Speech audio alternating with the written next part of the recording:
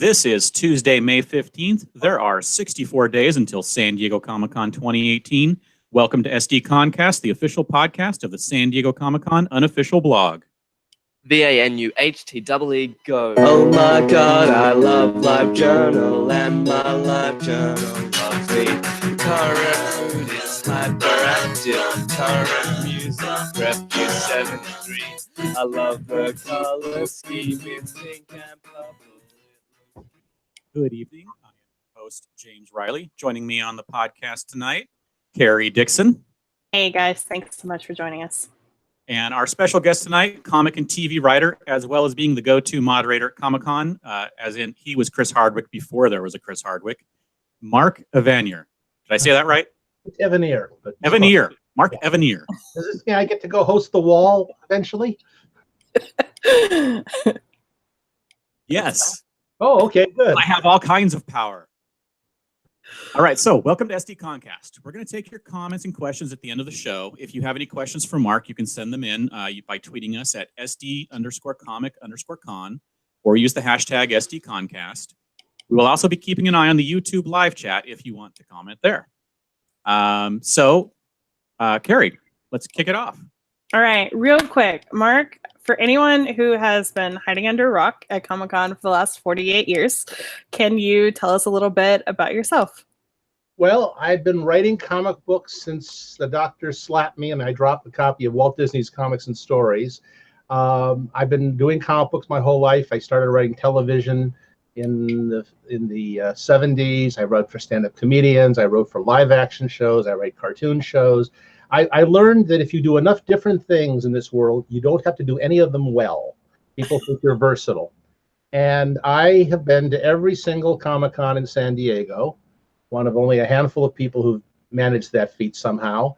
I went to the very first one in 1970, which was in the basement of the U.S. Grant Hotel, which was at that time undergoing renovations, so you had to walk on paper that the painters had laid down and dodge makeshift walls that they had walled off parts of it. We were in the basement, and we had 300 people there, and we thought that was as big as Comic-Con could possibly get. And that was a thrilling thing. And now there's 300 people in line to get Rob Liefeld's autograph. So it's changed a lot. It's a whole new world. I want to talk a little bit, though, about that first Comic-Con. Like, how did you even hear about it back 48 years ago, 49? I was working at the time for a man named Jack Kirby. If anybody doesn't know who that is, they have no business watching this podcast or showing up at Comic-Con, because he was the greatest comic book creator of all time and kind of the godfather of the convention. Jack was about the first person who ever predicted what Comic-Con would turn into. He was very prescient in many ways, and I am still agog at how Comic-Con turned into exactly what he said it would. And he said it back when we had 300 people there. So I was working with Jack. I was also at the time working with a company called Marvel Mania, which was doing the mail order merchandise for Marvel Comics. Marvel was based in New York, but we were doing it out in Los Angeles and Culver City. And a man named Shel Dorf, who was one of the founders of the convention, showed up at our office one day. He just came in with no appointment and told everybody that he was Shel Dorf of the Golden, I think it was called the Golden State Comic-Con the first year. It changed a few names a couple of times. And he brought in some of the people who were on the committee working with him. Shel was like a little Pied Piper, or I don't know, Fagin, whatever. There's a lot of literary allusions you can use here. But one of the ways that he rallied the San Diego fan community around him was by saying, I will take you to Jack Kirby's house. I will take you to Forrest Ackerman's house, because he had these connections. And he brought them all, the committee, to our offices one day. And I'd heard a little bit about it from Jack, because Shel had annoyed Jack with it too. And Shel sat there in our offices and told us about the convention, as did other people who were working on it. I'm not sure who was there that first day, but I got to know Mike Towery and Richard Alf and Scott Shaw and John Pound and Barry Alfonso, and especially Ken Kruger, who has not gotten his due as one of the founders of the convention. And so it was something I had to go to. That year, 1970, I went to my first comic convention ever in New York on the July 4th weekend. My then partner and I, Steve Sherman, went back there and we visited the offices of DC Comics for whom we were working, and we visited the offices of Marvel Comics who we were working associated with, and we spent a day with Steve Ditko. We went to the offices of Mad Magazine. It was like Wonderland for a comic book collector. And then a month and a half later, we went to the first San Diego convention, and we keep going. Steve goes to most of them also. But he's missed a few, and I haven't missed one yet. No, you haven't. What brought you back to San Diego every year? I mean, if you skip other conventions, what keeps you going to San Diego? Well, first of all, it's closer. Secondly, they made me a guest, and they started paying for my room. At that time, the rooms were like $20 a night, and I was just impressed that someone was paying for my room. But I liked the convention. I had a good time at every single one of them. I met people I always wanted to meet. I got comic books I'd always wanted to own. It was in the pre-internet days, you had to go someplace to have a relationship with someone. And so we go down, and I'd see certain friends only that once a year. I'd hang out with comic book artists and writers all day and for the 3 days, whatever it was. And I was in the industry, but even if I hadn't been, I think I would have gone because it was what's great about Comic-Con, and it always has been great, no matter how much Comic-Con has changed, is it's impossible for me to be bored at one. Every minute I can just turn around, there's someone I want to meet, someone I want to talk to, someone who wants to talk to me. I have a ridiculous schedule when I'm there. I have something booked every minute of every day, and I love living at that pace for 4 or 5 days at a time because everything on that list is something I want to do or see or experience. Well, speaking of comics and, about Comic-Con in particular, a lot of people these days say that Comic-Con really isn't about comics anymore. What do you have to say about that? Well, I think it's about comics. First of all, it's a lot about Jack Kirby. When I'm in that dealer's room and that big hall, I look around, I see Jack everywhere I turn. I see his influence. I see characters he launched, whether they're on the movies or not, they're still characters he started. I see people imitating him. I see people drawing like him and people inspired like him. So I just see Jack Kirby everywhere. And then when you go around the room, I see the equivalent of like 12 different conventions because it's a comic convention and it's a gaming convention and it's a cosplay convention and it's an original art show convention and it's an animation convention. And there's about 9 other ones going on there. And the people who I know who complain about not enough comics, they'll say, I think the complaint's not, people come to me and they say, there's not enough comics about comics here. And I say, there's not enough about comics in the Marvel booth. Marvel is not a comic book company anymore. Comic books are something that this media giant does. Comics are something that DC Comics does. Those booths are not all about comics. But it's in there if you do a little study. I tell everybody who ask me about this, go to the website, go to the comic convention website. I also tell them to go to yours to get the information they can't get there. But I tell them go to that website, especially 2 weeks before the convention, when they post the programming, and spend the time to go down there and jot down the things you want to see. I'll tell you one fast anecdote here, which is about 10 years ago or so, I do a lot of comic books panels about comic book history. And we did a panel that we had the 3 surviving, they've all passed away since then, 3 surviving Bob Kane ghost artists. The first guy who assisted Bob Kane, the second guy who assisted Bob Kane, and the third guy who assisted Bob Kane, basically. We had Sheldon Moldoff, we had Jerry Robinson, and we had Lou Sayre Schwartz. 3 guys who ghosted Batman in the 40s and 50s, and Moldoff did into the 60s. If you're looking to find out about comic book history, it doesn't get any more interesting than that. It's a Batman panel about who drew every panel and who invented the Joker and who invented the Penguin, all this stuff. And we had a nice turnout for that. And then 3 hours later, I'm down in the exhibit hall, and I'm and some guy comes up to me and he says, God, there's not enough here about comic books. Why? I love these old comic books. Where are the panels about that? And I said, well, I did one today about Bob. I told him what it was about. And I said, where were you? And he said, oh, I was in line to get into the Lost panel. And That sounds about right. Yeah. I said, well, thank you for your support. I keep doing these historical panels, and guys like you don't show up for them. It's there. I'm doing a panel this year about Jack Kirby. I'm doing a panel about Walt Kelly and the Pogo comic strip. I'm doing a panel about comics in the 70s. I'm doing a panel about my work with Sergio Aragones. I'm doing also panels about animation because I work in that field also. But there's plenty of stuff there if you know where to look for it. If you're just going to wander aimlessly around, especially if you're stupid enough to get into the video gaming area, you're not going to find it. Well, and it's funny. People have gone to the video gaming area and never returned. This is the thing you've got to remember about Comic-Con. There are people, they go in there, they never come out. No, it's funny that you say that because we actually a couple years ago, we looked at every single panel and we categorized them like this is movies, this is TV, this is comics. There are so many more comics panels than there are anything else. Anyone who says that Comic-Con is not about comics is not paying attention. The first time I ever went to Disneyland, I didn't do any advanced study, and as a result, I didn't see anything.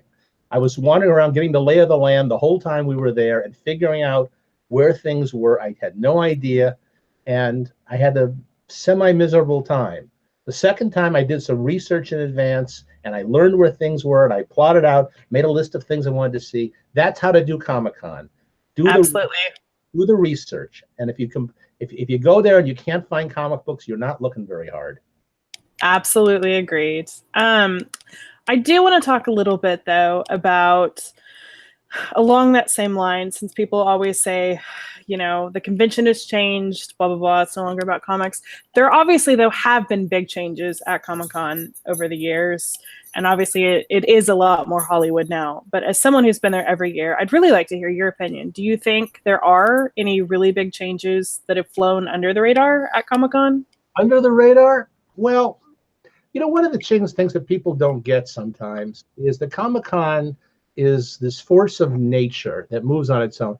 I won't mention his name, but I had a superstar actor call me up. His wife actually called me and said he wanted to get into Comic-Con to sell pictures. There are people, celebrities, they go to conventions now and they take home a couple $100,000 sometimes for signing autographs for 3 days. And this guy had gone to some convention and they gave him a $100,000 guarantee that he would move at least $100,000 worth of product, and they gave him a first-class suite and first-class airfare. And he said, this convention gave me $100,000. I want to get into Comic-Con. I'll bet you they'll give me $200,000 guarantee. And I said, no, they will give you nothing. They don't do that. And he goes, no, they'll do it for me because I'm a big star, and I'll draw the people in. And I said, the convention sells out in 42 minutes. They don't need you. If you were there and all your fans were excited, maybe the convention would sell out in 41 minutes. It's not about anybody. I have people, they say to me, oh God, I love your quick draw panel. I love your cartoon voice panel. The convention would be nothing without you. I go, no, you don't understand. 95% of the people who go to that convention never come near one of my panels. And if you add in the people outside, no one has ever charted how many people go to Comic-Con without ever coming into the building or having passes. That street fair out there is amazing. I try to clear time every year to go out and walk around and see all these people who don't have badges who are there and who are having a great time. It's one of the reasons I don't think Comic-Con is ever going to move out of San Diego, because they're not going to find another city that is as friendly to what goes on outside. You can find convention centers all over the place. You can't find that kind of street fair mentality and hotels and restaurants that will know how to cater to it, and places you can rent to put up tents and have festivals. A lot of convention centers are in the middle of downtown. Yeah. And there's businesses all around them, and they don't have that expansion room. So, what has changed is the size of it. It's not the same convention. One of the things that's changed, the comic book industry has changed. When I got into the comic book industry, no, we were the only people who knew who Iron Man's other identity was. Now everybody knows. There are people now who love Iron Man or Thor, and they go, "Oh, there was a comic book also," and that's not the convention changing. I mean, the convention is changing in that the whole industry is changing, and that's not going to alter at all. So yeah, I mean, it's a little more about moving product. I do some of the few panels that get any sort of turnout that aren't infomercials. I mean, they're not about. Nobody's asking you to watch for their new DVD. Nobody's previewing the movie you're going to see soon. And I'm not knocking those at all. I just don't see as many of those panels anymore because DC Comics is spending 6 or 7 figures down in the exhibit hall. They want to use the convention to promote their new movies, and Marvel's the same way. And I mean, you of all people, you guys know exactly how valuable ComicCon is to the motion picture industry and the gaming industry, and that industry that's kind of online, and it's partly movies and it's partly online material. And I don't know, what is Nerdist? Is it, what kind of company is that? I don't know how you classify it. It's kind of a little bit of everything, and it's very valuable to them. And that's what the convention is about. It used to be just about DC and Marvel. The first few years, DC and Marvel didn't exhibit there even. There were 3 people in the convention who worked for DC Comics, and I was one of them. That's amazing. Yeah. So over the years, since the convention has changed, how has it changed for you? Like, did you change what you do? Is it just gotten? You said you fill your day with like everything. Is it basically that you fill your day now, like the whole con has been growing bigger? I fill my day. Well, first of all, I got started doing panels, and one year I did 2, and the next year I did 3, and the next year I did 4. I got up to 16 panels one year. So that's part of my schedule right there. And plus I got to go to the award show and present the Bill Finger Award. Plus I've got business meetings on the comic books I do. Plus I do interviews. I believe there are 8 people in this country who own video cameras who are not making documentaries about comic book history. And so I do like a bunch of those. I do interviews. I have meetings to see people that I just want to visit with. They've come over from Europe, or they've come over. We make a little appointments. I go to the convention with a schedule. You can't read this, but it looks like this. It lists everything I'm doing every minute. I've got breakfasts and lunches charted in here. And last year, I took my girlfriend Amber to the convention for the first time.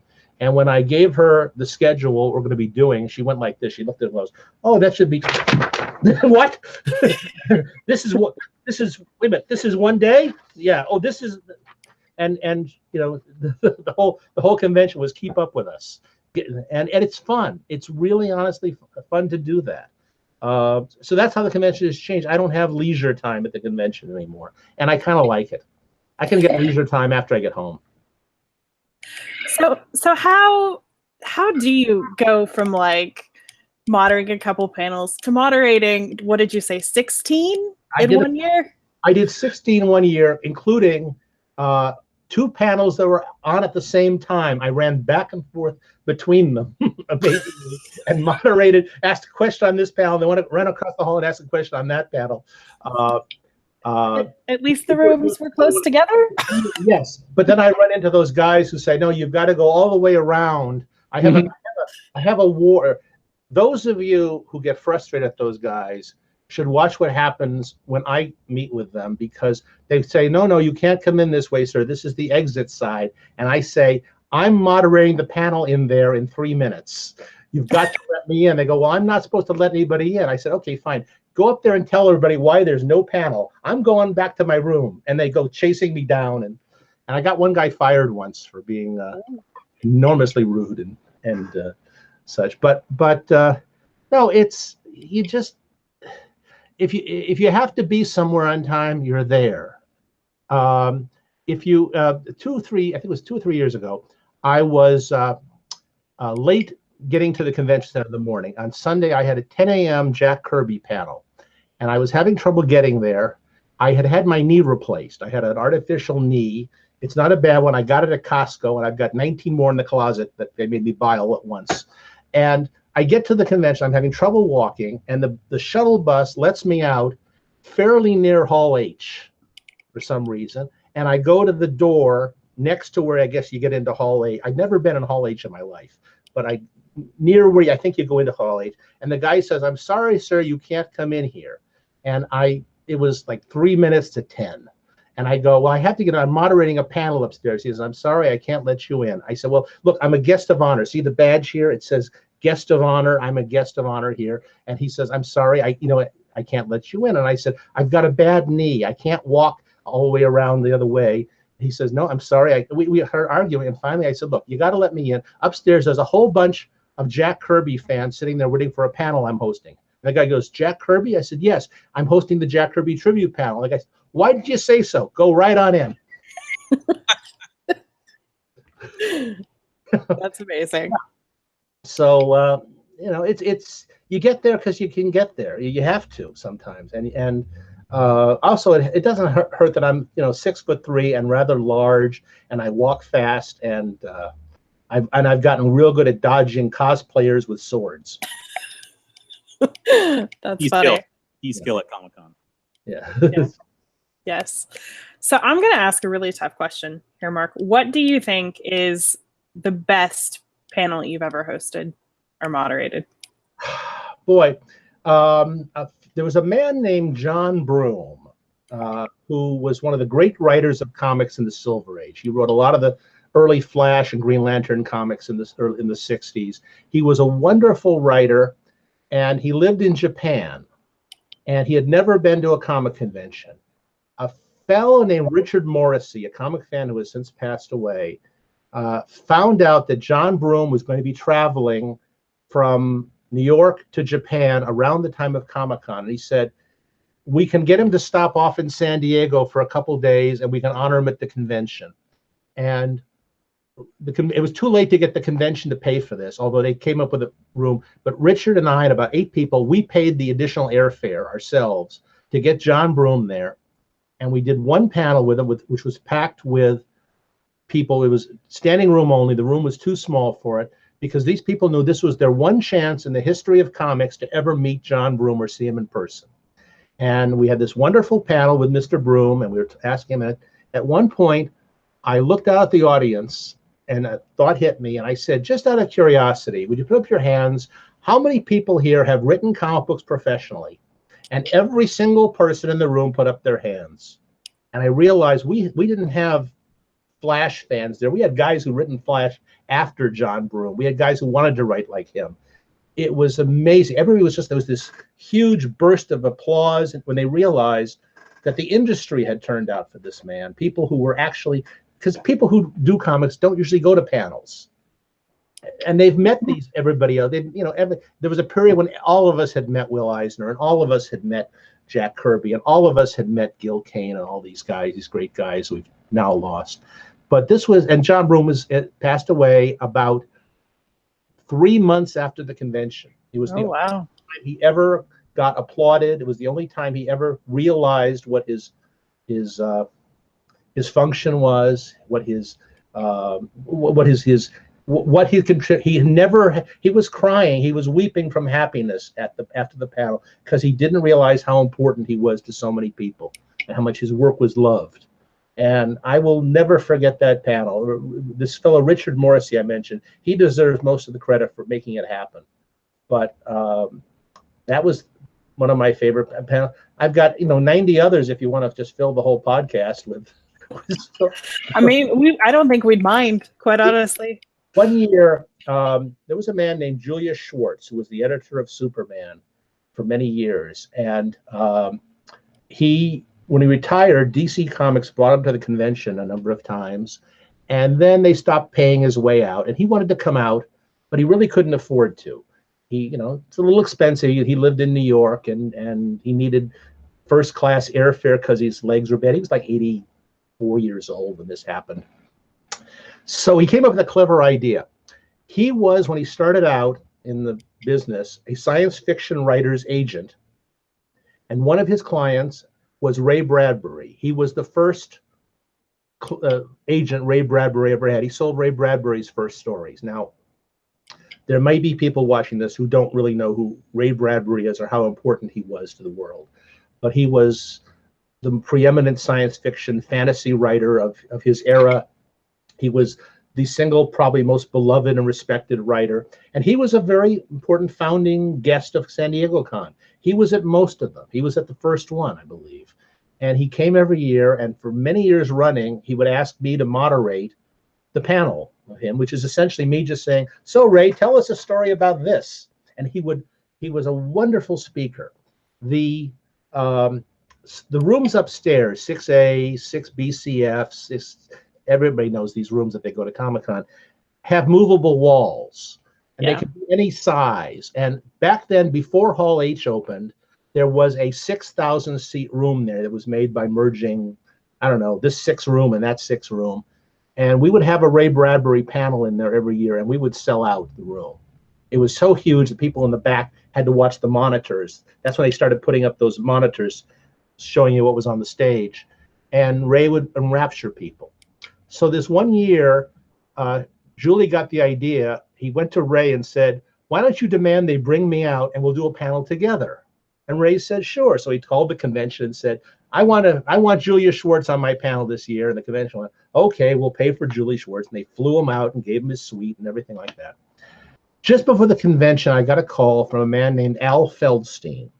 Al Feldstein was the editor of Mad Magazine for 23 years or 28 years. I don't remember how long. And before that, he was the guy behind EC Comics. He was one of the 2 main editors there, the other being Harvey Kurtzman. And Al Feldstein was the writer-editor of Haunt of Fear, Tales from the Crypt, The Vault of Horror, those wonderful science fiction and crime magazines they did. This man is a giant of comic book history. And EC Comics had, for a while, adapted Ray Bradbury's short stories into comic book format. And Al Feldstein had done the adaptations, and he and Ray Bradbury had never met in all those years. They were linked together in history, comic book history. They'd never met. So Feldstein said, can you get me on the panel? I heard about this panel you're doing. I said, well, I'll sneak you in the audience. So Feldstein was sitting in the audience, and we brought out, first I introduced Julia Schwartz, and he got a big ovation. And then I introduced Ray Bradbury, and he got a mega standing ovation, the audience cheering him, of course. And when I asked Ray, tell us about how your stories were adapted by EC Comics. And he told a great story, which you can probably find online, about how he how he gave EC Comics the right to adapt his stories. And I said, now, were you happy with the way they were done? And he said, yes, the guy who did them, Al Feldstein, was brilliant. He did a great job. I loved what they did. And I said, now, you and Al Feldstein must have collaborated closely. You must have been in constant contact and discussed things. He said, no, I never met the man, ever, my whole life. And I said, well, that's about to change. Ladies and gentlemen, Mr. Al Feldstein. And Al Feldstein came up, and the audience, Tijuana called to complain about the noise. It was the most stirring moment. And Al Feldstein came up, and he and Ray Bradbury hugged, and Feldstein started thanking Bradbury for letting him giving him the honor of doing his stories, and Ray was thanking him for doing such a fine job of it. And Al Feldstein started crying. This is like Dick Cheney weeping. Al Feldstein was a hard-boiled, tough guy who nobody thought had a heart in him at some point, because he was an editor, and we all know editors, you know. And it was just one of the most emotional moments, and people still come up to me at conventions and say, you know, God, I remember I was there for that. I got tingles. These 2 giants meeting for the first time. That's the kind of magic that can happen on that stage sometime. And, you know, we just had a wonderful time. We've had great times with the Cartoon Voices panel every year. We had I'll tell you a story here. I am fussy about panels starting and stopping on time. I am very insistent that the panel before me stop on time. Every room at the convention has like a manager, like a stage manager, who gets the panels on and off. And they tell the people, if you have a panel that Mark Evanier is hosting, Don't give him time cues. Just do whatever he says. Just make sure the panel before ends on time or he'll make a stink. And that's the one thing I'm difficult about. The panel before has to finish on time so that my panel can start on time and my people can get their full time on the stage, and then I finish on time. So I have over the years occasionally thrown people off the stage. If I get to the room and the panel before is going on too long, I have been known to just march up on the stage and tell them to get off the stage. And they don't like this when it happens, but it's something I feel I have to do for the panelists, because they're nice enough to come to us. We shouldn't make them wait. We shouldn't cut into their time. So I'm walking from, this is on Sunday, I'm walking from the Jack Kirby panel to host the Cartoon Voices 2 panel in 6A. I got 15 minutes between them, which is fine. And some friends of mine are walking with me because they feel if they come in with me, they'll get better seats. So I pass someone from the convention committee and he says, 6A is going to run long. They're going to run over. And I go, the hell they are. I don't know who's in 6A. I don't care who it is. I am going to get in there, and that panel is going to finish on time if I have to get up there and throw the person off the stage. And I get into 6A and I look up at the stage, and up on 6A, the panel is Cookie Monster. It's Cookie Monster, Grover, and one other Muppet with the people who operate them. Chris Hardwick is the MC. The whole panel is full of 9-year-olds and their parents. And I suddenly started like making little Shemp Howard noises like, I can't throw Cookie Monster off the stage. So what had happened was they'd let too many kids line up at the microphone in the audience, and they were having trouble getting through them. So I kind of went, okay, fine. We'll start this one late. So the kids are asking questions, and Grover is answering them, and you know, Cookie Monster is answering them, and the other Muppet, whose name I forget, is answering them. And suddenly the stage manager for the room, who's a lady, sees me standing there, and she goes, oh my God. And she rushes up to the microphone. There's one kid left to ask a question. And she kind of shoves the kid aside, and she says, I'm sorry, we have to cut this off. The next panel is here. We've gone over our time. And the kids booed her. And Chris Hardwick, who I think is wonderful, by the way, decides to make this a teachable moment. And he says, now, kids, you shouldn't do that. We are in the wrong here. We've gone over time, and you should all, the woman's only doing her job. So everybody say, I'm sorry to the nice lady. And all the kids go, I'm sorry, nice lady. And then I yell out, let him finish.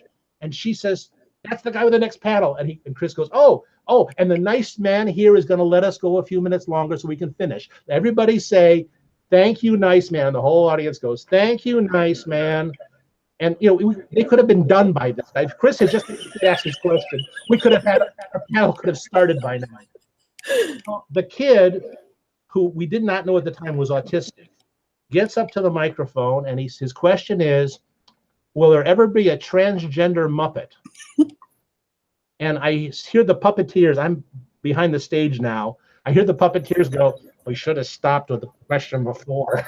and you know, they made some sort of lame. I always thought Miss Piggy was a transgender Muppet, but that's just me. And they finished this thing up. I got my picture with Cookie Monster, so I was happy. But we started 6 minutes late. It's the only time we've ever started a panel late. And all because you didn't want to make 9-year-olds cry. Yes, that's right. So I think that's fair. So what else do you want to know? Earlier of working for Jack Kirby and how you got your start, and Jack Kirby basically, like you said, permeates everything about Comic-Con. You have a story about Kirby at Comic-Con? Oh, Kirby at Comic-Con was wonderful. At the old El Cortez Hotel, where Comic-Con was for many years, every evening at the convention, Jack would just park himself in the evening by the swimming pool and in a little deck chair or something like that. And anybody who wanted to would come by and talk to him. And he was just wonderful. And he was so accessible. I met Jack in the summer of 1969. And I went to work for him in February of 1970. And it was a singular pleasure and honor of my life that I met that man. I didn't make a lot of money working for him, but it was the most valuable job I ever had in my life, the most rewarding job I ever had, because he was brilliant and funny. And one of the things that I kind of learned from Jack, I hope, was to treat everybody good. Well, you could, people called him the king of the comics, but he was not on a throne. He was completely accessible. He'd talk to anybody about anything. And until he got to be too old, if you went to the convention, Jack would be sitting behind a table. If you came up to talk to him, he would stand up. Because you were standing up, out of a gesture of respect, he would stand up. And he would talk to you about whatever you wanted to, especially you. He'd ask you about your work. Are you an artist? Do you want to be a writer? What do you want to do? And he would encourage people. And I've never met a person who was that great, who was that nice. I've met a lot of great people in my lifetime, but I've never met anyone who was so accessible and so giving. And so if you came up to Jack with the worst drawing in the world, and believe me, people did, he would not say, hey, that's the worst drawing in the world. He would tell you lovingly, hey, you got to start here now. You got to work on perspective. You got to work on hands, drawing hands. You should look at this book or something. But he would give you encouragement. He encouraged everybody. He didn't always encourage them to work for comics. If you had real talent, he'd tell you, don't go work for Marvel, kids. Go out and create your own franchise. And a lady named Wendy Peeney did. I don't know how many people watching this know Wendy Peeney, but Wendy took her art samples to Jack in the early 70s, I think, and he said, you're too good to be working in comics. If I catch you working in comics, I'll spank you. And she and her husband went out and created ElfQuest, which has been their life's work. And that's because of the inspiration of Jack. Lots and lots of people in that hall every year owe their careers to Jack, some indirectly. If he wasn't your favorite comic artist, he was probably your favorite comic artist's favorite comic artist. And I sometimes think I go on too long about him and make him sound, too much like one of the gods he drew. But I would rather err on that side, because he was so terrific a human being, and a man who was not rewarded by his employers and the people he worked for, but he was rewarded by his fans. He was rewarded by the people who loved him, the people who took care of him, the people who took his side and championed his causes. And when he left us, he was a very satisfied, happy man, because he knew how loved he was. He had the ability, and this is something I have not mastered, and I don't think I ever will, and most people will not. He had the ability to say, I'm the best in the business, without being conceited. He said it like a fact, like the same way you might say, oh, I'm 5'7", or whatever. He was completely non-competitive with other people. He was completely, it was a nice way of ego. He had a good, solid, strong ego. He believed he was very, very good at what he did, but he didn't believe that at the expense of you. You could, he would champion you too. I remember one time a kid went up to Jack and he said, Mr. Kirby, you're the best comic book artist around. He said, thank you. And the kid said, except for Gil Kane, of course. And Jack didn't bat an eye, didn't slug the kid. He went, yeah, Gil's great. And he meant it. He was not competitive. And you can be a little conceited if you're not competitive, I guess. And I've never met anybody else who could say, I'm the best at what I do, and not seem like a bit of a schmuck. We had a really good question from one of our readers earlier for you about Jack Kirby. Cody Jenkins on Twitter asked, what do you think Jack Kirby would think about the ComicCon of today? I think I can tell you exactly what he'd say. He'd say, I knew it.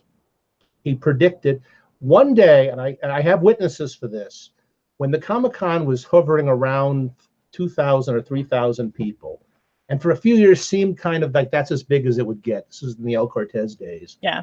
Jack said, and this is a very close to a correct quote, he said, you won't believe how big this convention is going to get.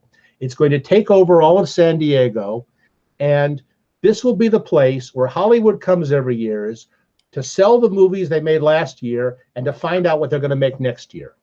That is very close to a direct quote. And at the time he said it, we all did, and I did a lot of this with Jack. Oh, yeah, sure, Jack, you're right. Yeah, I just kind of humored him, because you love the guy, and you think he said something kind of wacky, and sometimes he did, because that imagination of his was was sometimes unrestrained. And I just kind of went, yeah, I didn't believe that for a minute. Nobody would have believed that for a minute. And for a few years, it seemed like a silly prediction. And all of a sudden, one day, we were at the convention center, and all of a sudden, the old convention center, and the convention had tripled in size, and the convention quadrupled in size. And one day, we're in the new convention center, which they kind of built for the convention. They kind of, it's not just that the comic convention made the industry different. The comic convention made San Diego different. I came to San Diego as a kid, and even in the early San Diego conventions, the parts of the main street were full of tattoo parlor. Well, I guess they're now stylish tattoo parlors. They were the kind of tattoo parlors where sailors went to get, you know, Brenda's name on their chest. And there were bars and strip joints, and a lot of the events at the Hotel San Diego, which is no longer there. We'd exit the Hotel San Diego after the big awards ceremony, and across the street, I swear to you, was the Institute of Advanced Hypnosexism, which would teach you how to hypnotize your girlfriend into doing anything. That was the classiest business in that block. And it was a place that had hookers, and it was not a place you wanted to walk after dark alone. We'd walk down that street in groups of like 20 people. It was okay, but we wouldn't have walked alone. And the whole city has been reborn. And now you have that whole gas lamp area. You have all those hotels, all those restaurants, that Marriott, the two Hiltons, the Omni. Those hotels were not there before Comic-Con was there. They were built for that convention center, and that convention center was built because Comic-Con showed them what a convention could mean to the local economy. And we were there. We were there before the Padres. There was one year, the year that Bob Dole was the Republican nominee for president. You can look that up. I can't remember it right now. We were bumped. We had the convention had a deal for the certain weekend, and all of a sudden the Republican National Convention wanted that weekend. So we were bumped to the following weekend. They actually changed the dates of the convention. It's only happened twice in the convention history. If you want, I'll tell you the other story in a minute. And they had the Republican National Convention, which should have been the biggest windfall for local merchants. A political convention is the thing that every convention center bids for and begs for and offers bribes for. And we came in the week after, and the city did better. All the local merchants did better with us. I always ask the bellhops or the servants at the hotels, I used to do this at least, what convention was here before us, and how did they compare with us as tippers? And the bellhop at the Marriott says to me, "Oh God, you guys are so much better. The Republicans, they give me a Bob Dole button and say, hang on to that, it'll be worth a lot someday, kid." I don't think even Bob Dole is worth a lot today, but from that point on, the convention, was told, don't worry, we'll never bump you again. You have absolutely first priority on your dates, because you were just so much better for the local economy than the Republican convention. And then the Democratic convention would have been no different. Actually, I remember that. I was actually exhibiting in those years. Yeah, I remember going into the men. Every time I used the men's room, I'd think, was Newt Gingrich in here? There's something. It's kind of slimy in here. Was Newt Gingrich in this men's room? It's it's just kind of a magical place. So anyway, am I answering your questions at all, or am I just dragging? No, you absolutely are. Yes. I have a lot of enthusiasm for the convention. Boy, have I got anecdotes. I'm not sure if you're aware, but we kind of love Comic-Con as well. So. Good. All right. What else? Go ahead, Gary. I was just going to say, Cody Jenkins asked another question on Twitter that I wanted to ask.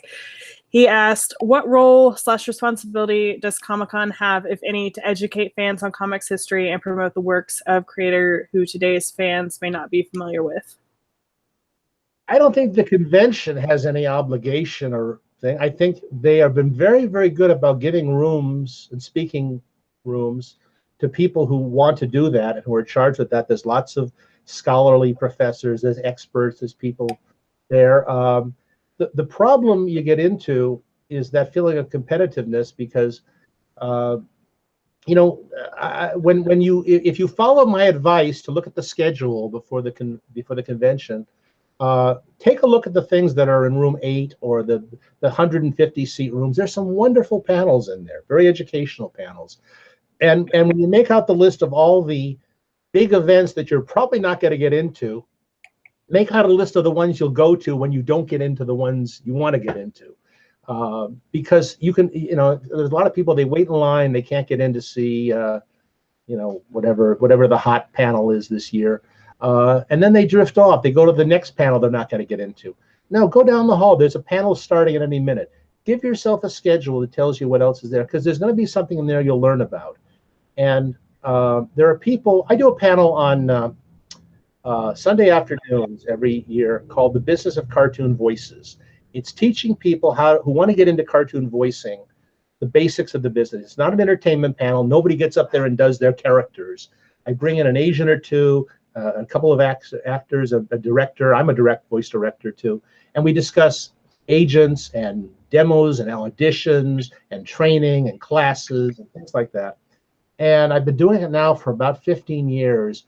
And there's at least 10 people I could name, if I had a better memory for them right this second, who have gone from that panel to actually having real genuine careers as cartoon voice actors. And a couple of them have come back and been the person in front talking about their careers. There's a lady named Misty Lee who used to sit at those panels and take notes, and now she's one of the top voice actresses in the business. She's the voice match for Princess Leia and the Star Wars video games and things like that, and she was Aunt May on Spider-Man. I mean, she's got a really good career, and there are people who've made careers by listening. There are people who become artists and writers, not necessarily with comics. You can learn about writing one thing and apply it to another. You can learn about drawing one thing and apply it to another.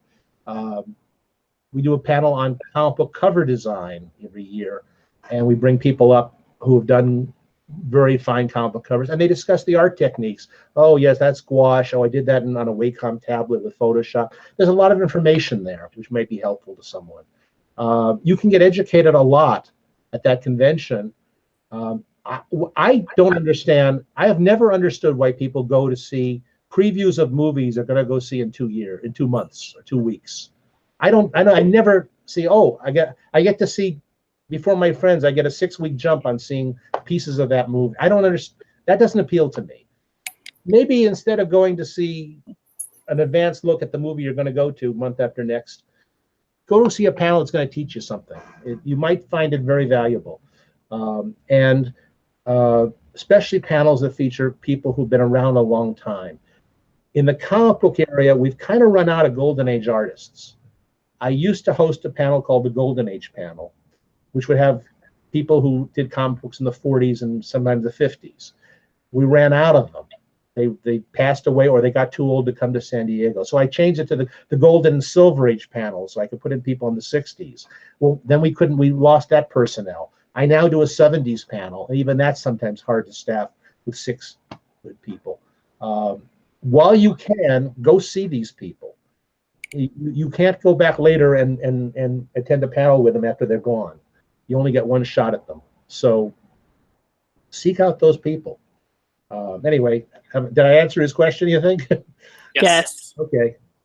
Also, another question we had was from David Fong, who asked, what was your favorite Comic-Con quick draw moment?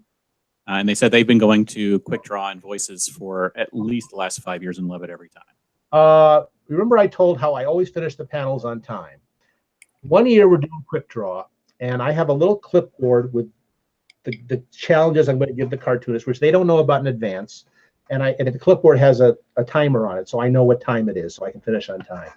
And you want to finish with a big joke. So I gave the cartoonist a challenge that I thought would yield a big joke, and it didn't. Sometimes they don't work. Improv comedy sometimes lands with a thud. And there was no joke. There was no laugh. Sergio did his best with it. Scott Shaw did his best with it. I forget who the third guy was that year. And it had no laugh. So I think quickly, I got to get a laugh. I got to go out and a laugh. And then I look at the clock and I realize I'm 4 minutes over. And the people at the convention that run the room are panicked. They are panicked because they've been told that the guy who comes into that room after them is going to have a fit if they don't finish on time, and they aren't aware that that person is me. But nevertheless, I've gone 4 minutes over, and I got to think of something fast. So I look and I go down my list. I have many more topics I never use, and I pick out one, and I think, what'll give me the fastest, quick, cheap laugh here? And I said, and you can got to guess what year this was from this topic. I said, gentlemen, your next topic is smarter than George W. Bush. And that got a huge laugh. Right there, the topic got an enormous laugh from the audience. And by the time that laugh died down, Sergio had drawn an amoeba. And it was another huge explosion. And I went, thank you, we're done. We're out of here, folks. And that was, there was a moment, there was a cartoonist. I do this thing sometimes where I bring 3 people up from the audience, 3 cartoonists up to have to help out. We have 3 cartoonists there for the whole thing, but I bring 3 people up to collaborate on a drawing with each of them just for one stunt. And I had 3 people. The 3 people I bring up are pre-selected. They're in the audience, and one of them didn't show up. So I want to do this thing because I've got the other 2 people, they're primed to do it. And the third person isn't there. I see a guy, and I'm blanking on his name right now, but I probably shouldn't tell it anyway. He was a kind of a failed cartoonist. He was a guy who had been wanting to be a cartoonist, and he was just not making it as a cartoonist. He could not get a job. He was not talented enough to get a job, but he was too talented to quit. And I knew he passionately wanted to do cartoon. I saw him sitting there. I thought, oh, I'll make him the 3rd cartoonist. And I told him to get up on stage, and he was shocked. He wasn't prepared for that. And he was like, me? Oh, no, you're picking me? And he went up, and he was terrified. And I thought, oh, maybe I've made a mistake here. So the other 2 cartoonists did wonderful, quick drawings, fast, clever, such. And he did a pretty good one. He held his own. He didn't embarrass himself. He did a really good drawing. So after the event, there's like a little time before we're going to start the cartoon voice panel, and people are coming up, and I'm signing program books, and the guy comes up to me and he says, thank you, that was the greatest experience of my life. It was the great to be on stage with those real professionals and draw like that. And somebody interrupts and says, could you sign my program book? And he steps back so the kid can give it to me, and the kid says, no, I want you. It was the first time anyone had ever asked him for an autograph. And he got startled, and he started crying. Like, some of these great moments involve people crying. He was so happy, and he did a quick little drawing and sketch for that. And then other people saw he was doing a cute little drawing, and he was suddenly mobbed with fans, as if they assumed because he was on Quick Draw he must be a really famous cartoonist that nobody had heard of. And he did about 8 or 10 quick drawings for the people, and he just. He passed away. This is another one of those, somebody died shortly after. He passed away a couple of years after that. But he sent me thank you notes for the rest of his life. Every couple of months he'd send me a drawing he'd done. He'd send me things. It was, if you watch the Academy Awards, I'm never that interested in, Meryl Streep getting her 93rd Academy Award, or Clint Eastwood, or whoever it is up there who's winning Best Actor. I'm always interested in the guy who's winning for Best Sound, or for special effects, or for costume design, because you're probably looking at the high point of that person's life.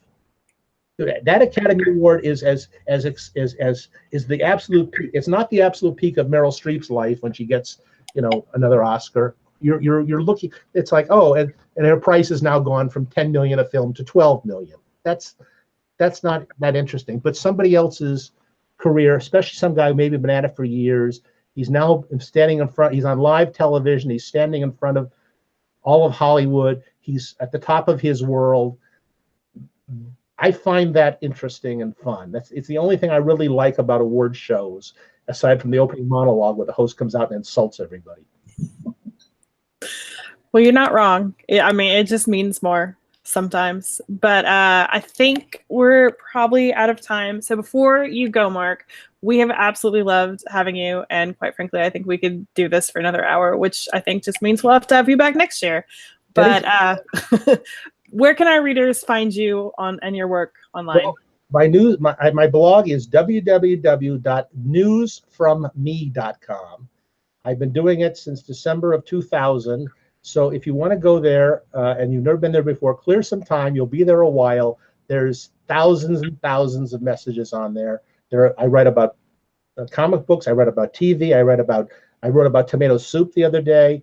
I write about politics a lot. If you want to see people talk about how great Donald Trump is, don't go to my site.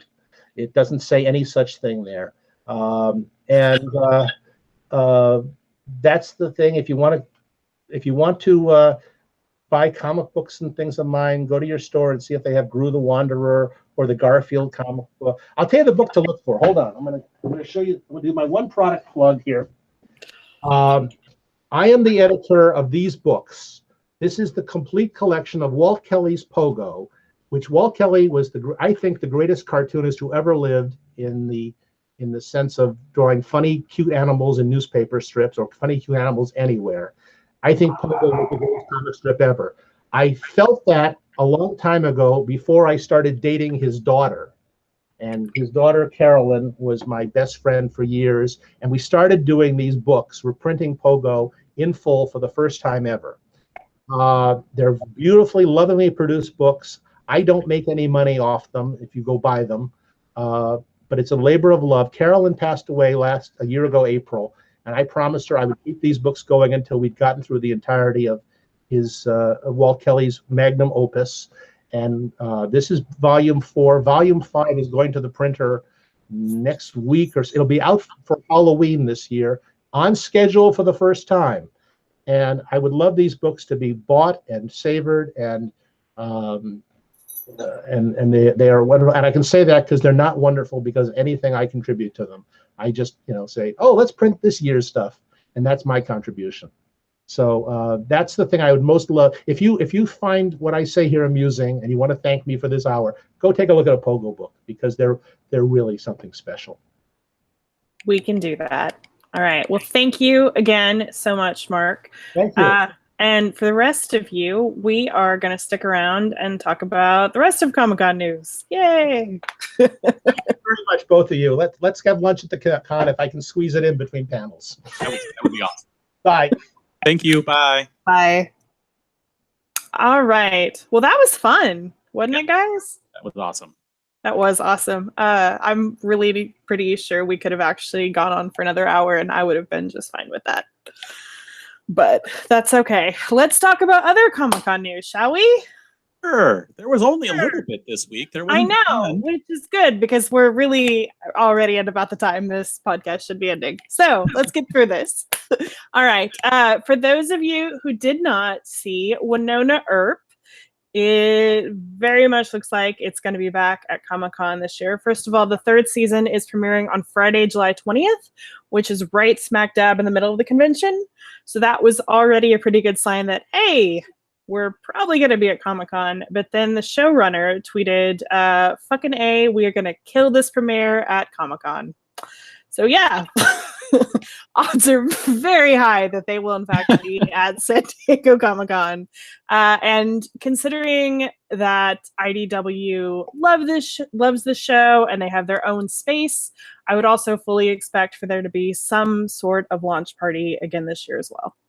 Yeah, they've done something every year for Winona. Yes, so yes, they have.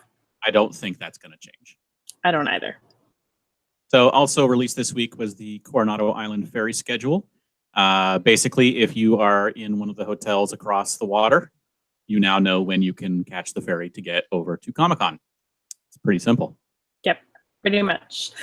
We also got the final wave of San Diego Comic-Con's official special guests. The ones Mark talked about that they get a hotel and they get travel. That's Yes. their perk. Yes, Not that is their $200,000. Absolutely not. Comic-Con does not pay that kind of money to anyone. But as always, I'm sure there'll be another edition or two further down the line. So that's cool. Yep. So that was it basically for news, I think. And so in the offsite arena, we had the announcement that the Rick and Morty Rickmobile will be returning next year to Comic-Con. They're actually going on another road trip around the country, and they will be making a stop at San Diego. I think the one in San Diego was actually kind of far from Comic-Con last year. It was like up in Claremont or something. It moved around, but yes, it was a little bit far, and then it was at Petco for like the Rick and Morty event there. It just moved around. So you got to pay attention to where they're going each day, essentially. Yes. But it is coming back.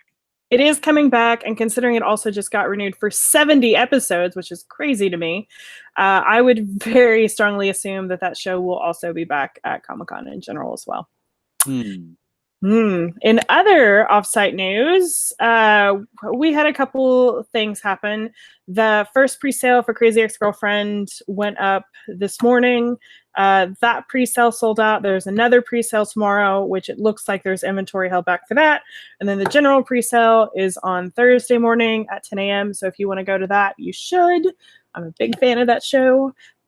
Suicide Girls also announced the return of their Blackheart Burlesque. Tickets are significantly more than last year, but it's still worth going if you're into that sort of thing. We had very little exclusives news, but we had a little. Patrick Ballesteros, who I think anyone who reads our site knows is kind of my favorite. He released the first of his San Diego Comic-Con exclusives, and the way that Patrick does his exclusives is there will be at least one exclusive per day, and it will like only be available on that day. So if you want one in particular, make sure you pay attention to the schedule when we get closer and go grab it. But his first exclusive is called Mama Coco, and it's obviously Coco from Pixar, and it's adorable. Yes. Yep. And you can see it there if you were watching live. Yep. And so really the only other thing we had was just a little bit more information about the Hallmark exclusives, which basically was adding the prices. Yeah. So basically there's nothing really new, just what you're going to be paying now when you go and pick them up at the show this year. Yep. We did have one more exclusive, which won't be, we don't have a nice little photo of it, but Bait just announced their first exclusive, and it is a Power Rangers Alpha 5 Funko Pop. So it's limited to 5,000, and I think it's $20. Yes, it is $20, and that'll just be the first of Bait's exclusive. And they actually do some really cool stuff. So I highly recommend that. Yeah, they do a lot of variety of things. They don't just stick to one specific thing. Yeah, like last year they had like Transformers and Hello Kitty. I was like, this is actually kind of cool. If you would like to be featured on our site, we have started back up our Attendee of the Week segment. And this is where you basically submit some information about like your experiences at Comic-Con. And if you're selected, each Friday, we feature one attendee to be our Attendee of the Week on the site. And last week was Hector Flores. And this week, you will have to wait and see. All right. So if you or someone you know still needs badges to Comic-Con this year, which is going to be a very large percentage of people who want to go, there is a contest hub on our site for all the different contests that are going, and it is including national, as in America, and international, as in not America. So you can hopefully enter and be one of the lucky few who wins a pass. And don't forget that as we get closer to the convention, more contests will show up. Yep.